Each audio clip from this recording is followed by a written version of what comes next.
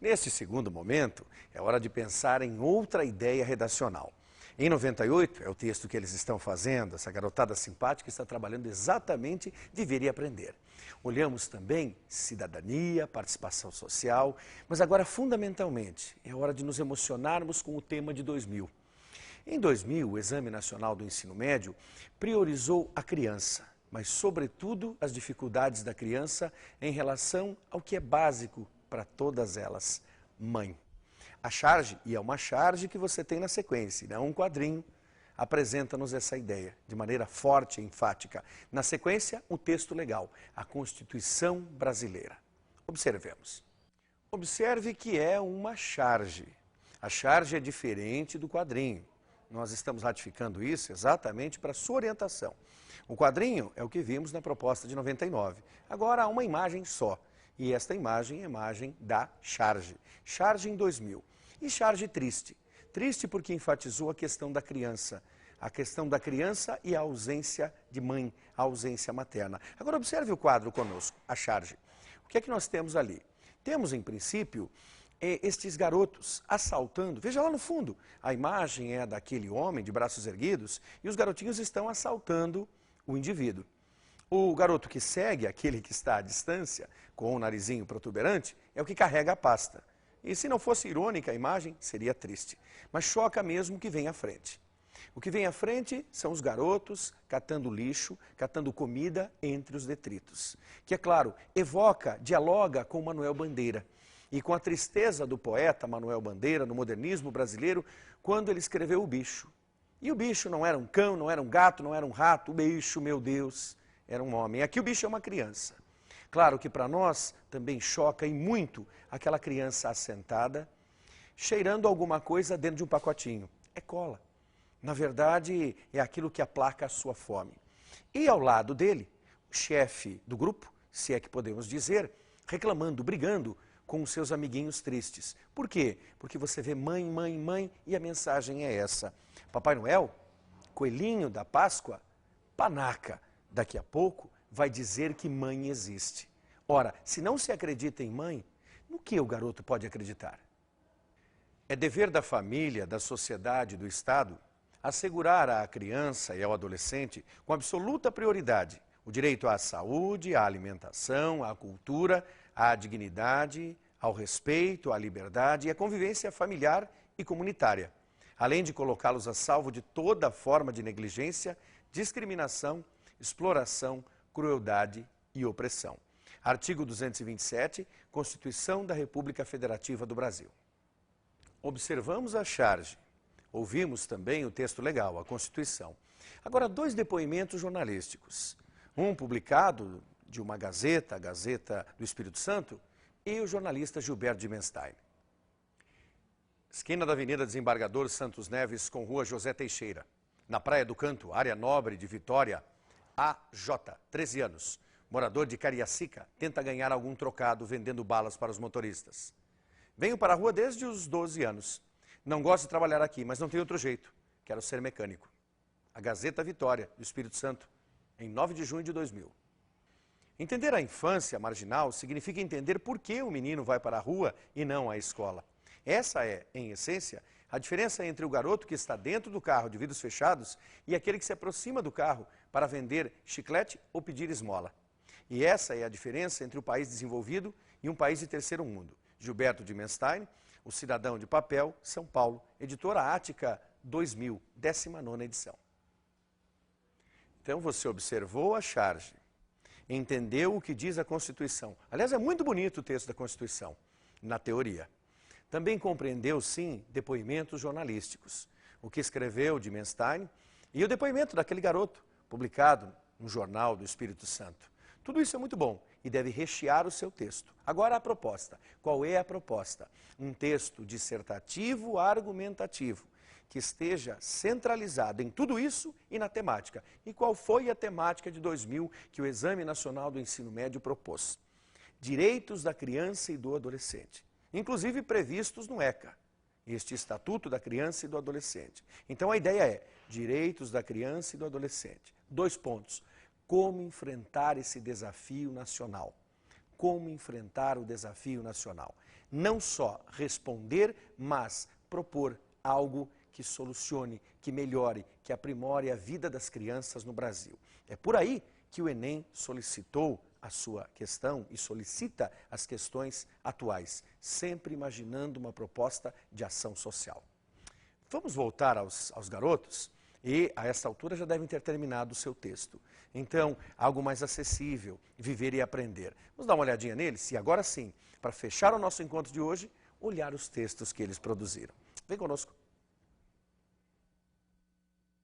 Então, meus amigos, observem que fiz duas intervenções na sequência falando sobre os temas de 99 e 2000. Mas isso vem para a sequência. Depois, quero saber de vocês o seguinte: quais foram as dificuldades para viver e aprender? Fala para mim, amigo. A minha dificuldade foi mais para me aprofundar no tema. Foi bem isso. Mas por quê? Dessas duas partes, desses dois verbos, viver e aprender, faltou a sintonia entre essas duas situações? Acho que sim, acho que é isso. Então é possível você dizer que não houve profundidade no teu texto, neste momento. Um texto superficial. Exatamente. E você sabe que isso é muito comum. E, aliás, vale a pena. Vamos dar uma olhadinha, nosso telespectador. Muitas vezes há uma grande dificuldade em aprofundar a temática. Porque quando fazemos uma avaliação, uma prova, seja um vestibular ou mesmo o Enem, o tema não é de nosso conhecimento. Nós abrimos o caderno de provas e aí surge o tema. Então é claro que há uma temática difícil em você resgatar todo o seu conhecimento, observar o que existe ali para você no papel, neste caso era uma música, mas você não poderia se remeter à música, e daí sim fazer evidentemente a colocação, colocar os seus posicionamentos, ter as suas ideias e pôr tudo isso no papel. E você, minha amiga, quais foram as suas dificuldades? Eu acho que foi no sentido da rapidez mesmo, do tempo. Pouco tempo para fazer. E para juntar tudo mesmo, porque é um tema muito amplo, né? Muito diversificado. Então, é complicado você juntar todas as informações, assim, de imediato, né? Então, foi complicado, eu acho que nessa questão, assim.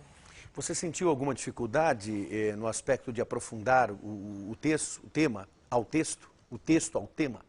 Eu senti um pouco, assim, de unir tudo, né, numa coisa só e dar sentido também, né? Porque Exato. tem que ter uma coerência, né? A palavra coerência, ela está na proposta mesmo. Então, é claro, deve existir coerência. Mas a vida não é um aprendizado? Pois é. E por que escrever sobre esse aprendizado da vida ficou tão difícil assim? É complicado Sem dizer. dúvida. O limite de linhas trouxe um dificultador ou não? Eu acho que ele limita um pouco as suas ideias, né? Porque às vezes você quer escrever demais, né? E acaba daí limitando, cortando algumas coisas e daí não concluindo os raciocínios. Cortando a linha de pensamento, daí acaba atrapalhando tudo. Eu percebi que vocês fizeram rascunho. O rascunho é ou não é essencial? É importante, porque assim você pode limpar a redação, né? Exatamente. Mas muitas vezes o indivíduo acaba não fazendo o rascunho. E aí é que surgem as rasuras e estraga o texto. Então, na verdade, se nos permite uma sugestão para o nosso amigo que está do outro lado, vale a pena fazer rascunho? Acho que vale a pena. Vale a pena. Vale a pena? Vale a pena. Vale a pena. E que tal a próxima redação? Opa! Mas antes dela, posso dar uma olhada no texto de vocês? Pode. Posso dar uma olhada no seu? Então vejamos. Observando o texto, eu tenho aqui. Você se colocou no texto, então usou a primeira pessoa, todos nós seres humanos. Existe algum impedimento em que você não possa usar a primeira pessoa? Não, né? Não, é possível. É que muitas vezes o indivíduo fica imaginando que a dissertação tem que ser necessariamente impessoal. E não é o caso. A dissertação, e mais ainda, quando ela é argumentativa, ela pode e deve ser pessoal. Então é possível usar a primeira pessoa sem nenhum receio. Você pode fazê-lo. Agora, é claro, não exagere. E você não fez isso. Ou seja, colocar eu o tempo todo, nós o tempo todo. Fica de bom tom, como você fez, recebemos. Recebemos, faça o verbo ser utilizado na pessoa adequada. Quem recebemos? Nós. Então já está claro isso. Eu não preciso enfatizar a própria flexão do verbo, a conjugação do verbo. Valeu a pena ter feito o texto? Valeu a pena. E diga para mim, que tal o próximo desafio? no outro programa, né? Olha, há temas de 98, 99, 2000, 2001, 2002, 2003, 2004, 2005. Vários textos. Para você ter sempre a certeza de que seu texto foi bem escrito, vale a pena reler o texto após a versão definitiva. Não deixe de fazer isso, não entregue sem essa leitura.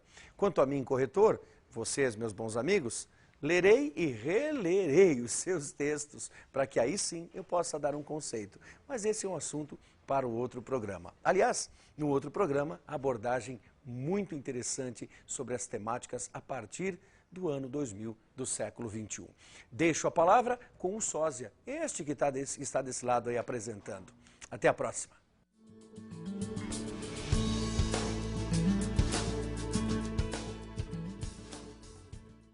Gostou da conversa sobre redação? Espero que sim. Entendendo que redação sempre é um processo de muito exercício, muita transpiração, muita persistência, muita teimosia da sua parte. Porque é escrevendo que você aprende a escrever. Não há outro meio. Há, claro, orientações, metodologias técnicas que podem ajudá-lo, podem ajudá-la, mas, sobretudo, é a sua dedicação. Portanto, escreva. Há tempo para escrever, sim. Falando em escrever, curiosidade importante, não só da escrita, mas também da apresentação. O Eureka chegará no próximo encontro ao seu 9º e último programa desta fase, indo, evidentemente, para o desfecho dele com o aulão preparatório para o Exame Nacional do Ensino Médio. Quer dizer, tudo que foi feito até o momento terá o seu desfecho neste aulão. É uma situação diferenciada, pois é a TV pública, a Paraná Educativa, quem estará trabalhando efetivamente nos 2 aulões. São 2 encontros. Dá uma olhadinha nesse cartaz. O belo cartaz que temos aqui evidencia o que necessariamente? Que você poderá participar nos dias 19 e 26 de agosto destes aulões preparatórios para o Exame Nacional do Ensino Médio. Dia 19 de agosto é um sábado, portanto, das 3 às 5 da tarde, das 15 às 17 na Paraná Educativa, você acompanha o encontro ao vivo. E no dia 26 também. Dia 26 é a véspera da prova dia 27. No dia 26, das 15 às 17, das 3 às 5, também acompanhamos o Enem, o aulão preparatório para o Enem. No dia 19, exatas e biológicas. E no dia 26, evidentemente, o encontro é da área humana. Então, vale a pena dar uma olhada carinhosa nisso. A competência, a 4ª competência do Exame Nacional do Ensino Médio é a competência de se construir alguma coisa através dos elementos perceptíveis em nosso cotidiano, relacionando as informações técnicas com a aplicação delas em nosso dia a dia. Então, essa concatenação de ideias, esta relação de situações, tanto da parte instrumentalizada, que é o conteúdo técnico, com aquilo que vivemos diariamente, com os desafios da nossa vida, equivalem a permitir ao estudante o exercício de uma competência, determinada assim como 4ª competência. Onde é que nós achamos as competências, professor Marlos? Normalmente é a pergunta que se faz. Onde é que se localiza isso? No manual do inscrito. A sua escola, o seu estabelecimento de ensino, principalmente as escolas públicas, já receberam um manualzinho do inscrito, aquele pequeno volume, aquele pequeno compêndio, simpático inclusive, que traz todas as orientações do Enem e inclusive as competências sobre as quais temos falado. Olha, vale a pena você dar uma olhadinha carinhosa. Meu amigo, minha amiga, no próximo encontro, o 9º programa Eureka, observaremos literatura, a estreia do professor Marcelo Brum, e aquele sósia retorna para falar sobre redação. Então não perca o 9º programa Eureka, feito carinhosamente pela TV Paulo Freire. Até lá!